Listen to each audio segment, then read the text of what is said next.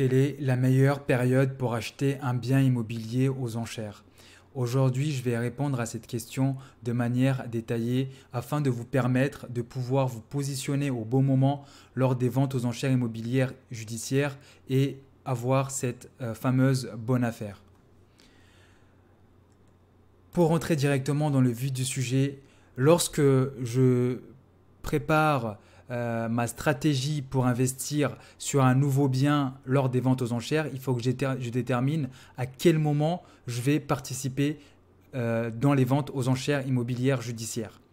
Et pour faire ça, je prends systématiquement deux facteurs.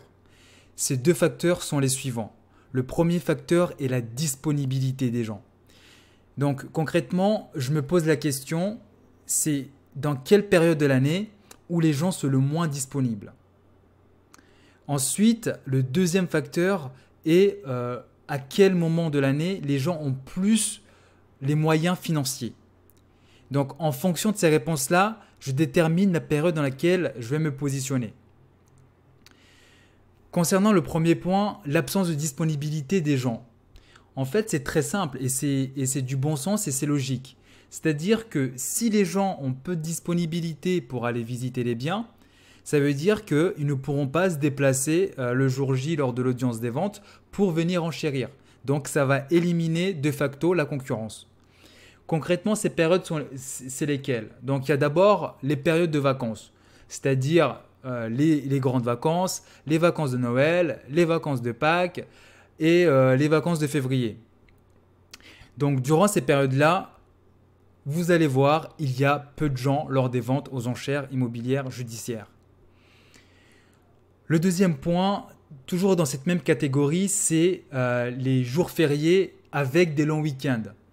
Là, je parle plus spécifiquement le mois de mai. Le mois de mai, il y a énormément de jours fériés et les gens prennent des week-ends prolongés. Et donc, forcément, ils n'ont pas le temps d'aller visiter les biens et de participer aux ventes aux enchères.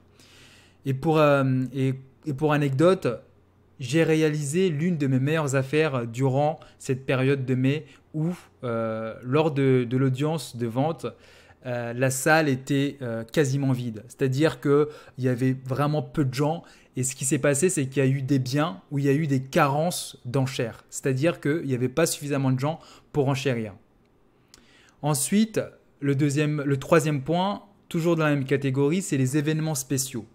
Ce que j'attends par événements spéciaux, ça va être par exemple la Coupe du Monde.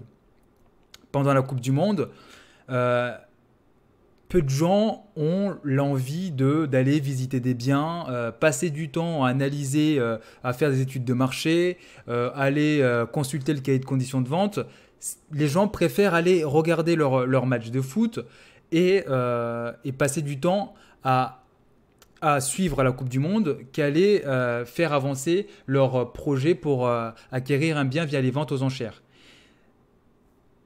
Lors de cette période, notamment pendant la Coupe du Monde qui s'est déroulée en 2018, à ce moment-là, je n'ai pas participé aux ventes aux enchères, mais je suis convaincu qu'il y avait possibilité de faire de très très bonnes affaires. Ensuite, le deuxième facteur que j'évoquais en début de vidéo, c'est l'absence de moyens financiers. Donc, il y a certaines périodes de l'année où les gens ont peu d'argent. Ça va être par exemple après les fêtes. Par exemple, après les fêtes de Noël, les gens ont beaucoup dépensé dans les cadeaux, dans les repas de famille, etc. Et donc, forcément, pour sortir deux chèques de banque aux alentours de 20 000 euros, il y a très peu de gens qui sont en mesure de faire ça. Donc, systématiquement, ça élimine des concurrents lors des ventes aux enchères immobilières judiciaires. Ensuite, le deuxième moment, c'est la rentrée post-vacances. Donc, après les vacances, par exemple, après les grandes vacances, les gens également n'ont pas beaucoup de moyens. Non seulement ils ont dépensé pendant les vacances, mais en plus, il faut qu'ils préparent la rentrée. Donc, forcément, leur cash est au plus bas. Après, il y a également le troisième point, celui-là il est plus très valable, c'est après les impôts.